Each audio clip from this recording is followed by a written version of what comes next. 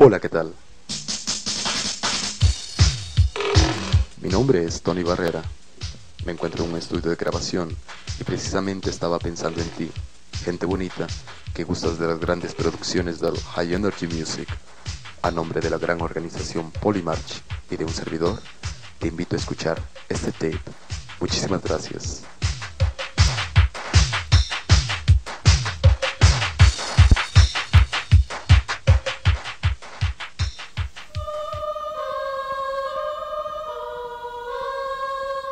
Polymarch,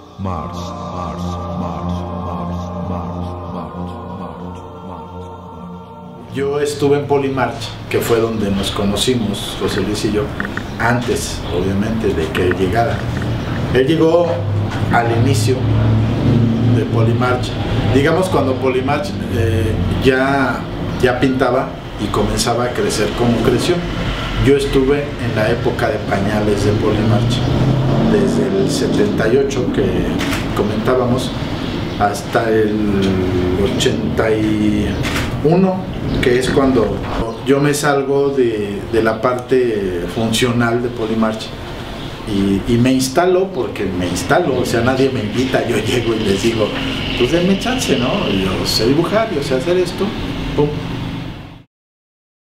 Llegué a Zona Rosa, en Zona Rosa conocí a una persona, porque ahí se vendían los flyers, ahí se cambiaban, o sea, ahí era donde llegaba toda la gente que hacía los eventos, llegaban a repartir, o sea, ahí era donde te informabas qué eventos iba a haber el fin de semana.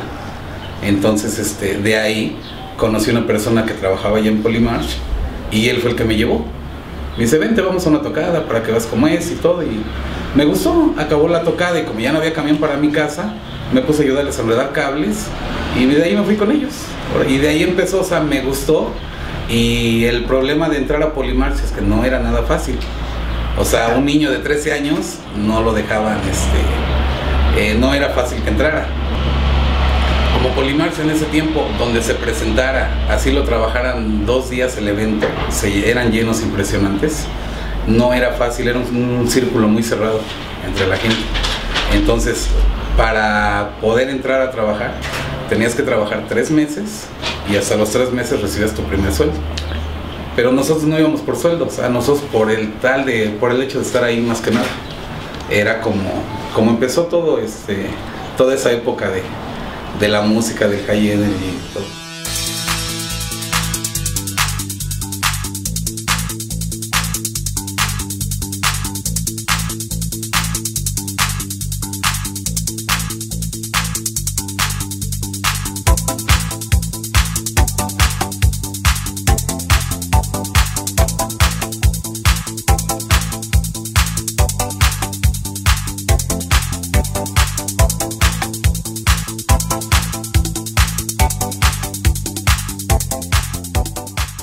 Era relojero, parte de su profesión era relojero, entonces yo crecí rodeado de relojes abiertos, así cadáveres de relojes, y veía cómo se movían los engranes y cómo los daban vueltas y las manecillas, etcétera.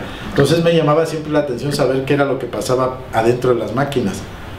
Y cuando estuve estudiando en el Politécnico, que estaba yo estudiando técnico en máquinas industriales, nos llevaban a las fábricas a ver cómo funcionaban las líneas de producción. Entonces yo veía las máquinas y me quedaba viendo cómo es que eso pasaba.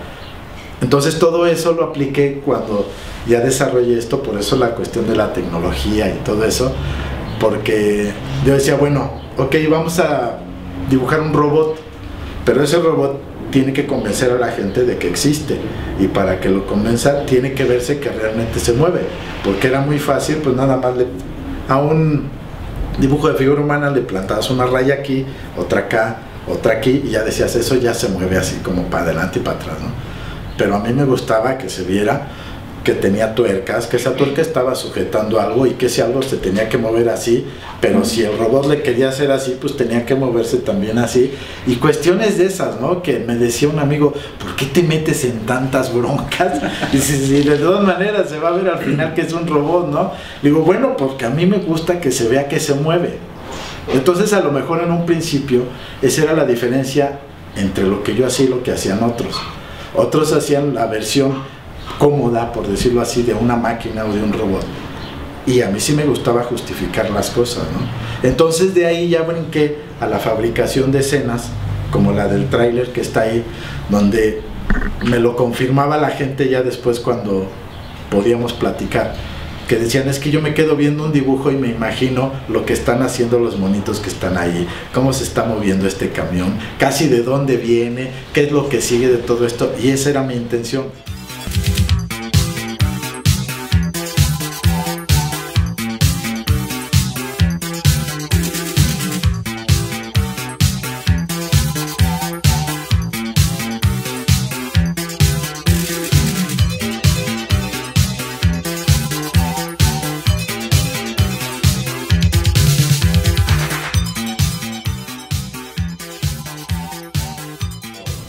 Yo entregaba los originales a línea, era blanco y negro, y la parte de la impresión era en conjunción con los dueños de los sonidos, eran los que decidían cómo se imprimían y sobre qué se imprimían.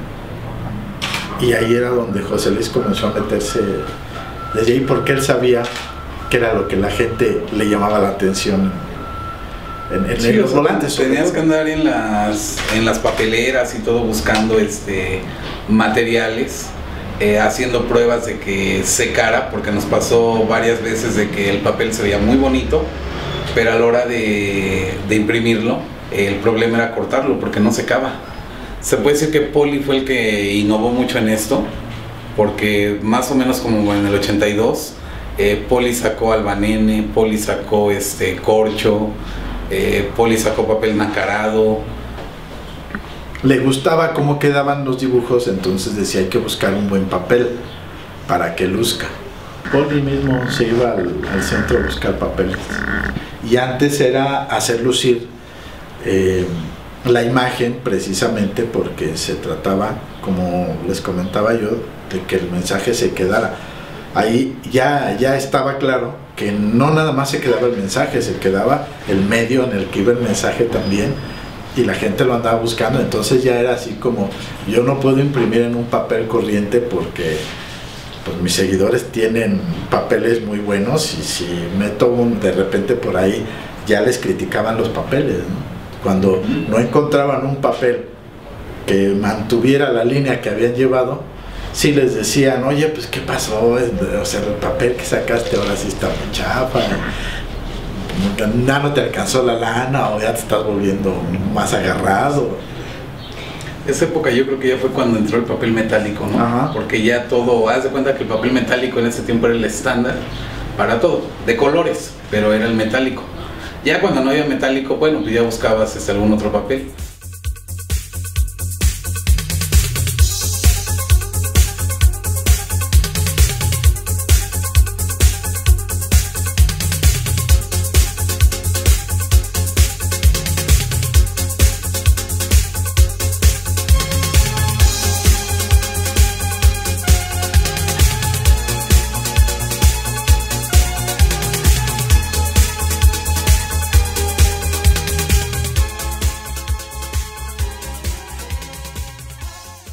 En el inicio de este movimiento sonidero en el Distrito Federal hubo muchísimos sonidos. O sea, había uno por barrio, sin exagerar. Y de todos esos, los que quedaron al final pues fueron los que se conocen, ¿no? Que no son más de 10 los que siguen moviéndose ahorita, y que sobre todo que mantienen ya ese nivel de organización profesional. Ya no es el sonidito de vete con unos focos aquí al centro para echarle colorcito, sino son luces robóticas, tienes operador de luces, tienes operador de video, tienes obviamente el DJ, puedes tener maestro de ceremonias, y tienes el staff que te anda cuidando que todo esté a punto siempre. Había, por ejemplo, grandes bailes en lo que es hoy el Exbalneario Olímpico, que habían eventos en el 85, vamos a suponer, trabajábamos en marzo, se llenaba. A los 2 o 3 meses que se tenía que regresar al Olímpico, tenía que cambiar toda la escenografía. Así no hubiéramos recorrido todas las plazas y todo, se tenía que cambiar porque el Olímpico era una plaza, igual que Zapotitlán, el Pentatlón, que se cuidaban mucho. Tú al regresar a trabajar otra vez a esa plaza tenías que cambiar todo. Igual Poli también jugaba siempre en, si llevé 8 luces la vez pasada, ahora voy a meter 12, o ahora vamos a acomodar diferente, o sea, siempre se le buscó que la gente llegara y nunca viera, o sea, que no fuera lo mismo siempre. Entonces eso sí fue, fueron cambios, y todos esos cambios eran bonitos porque en diciembre de cada fin de año nos tocaba una gira en Veracruz, en Oaxaca, en Villahermosa, y era bonito hasta para nosotros porque, ¿te acuerdas de ese ballet? O sea, presentaban ballets diferentes. Todo lo que habían hecho en el año aquí en México, lo presentaban, o sea, un día presentaban una rutina, otro día otra. Ya tenían los vestuarios, ya tenían todo. Entonces, o sea, ni en provincia se puede decir que te aburrías o veías siempre lo mismo. O sea, siempre jugaban.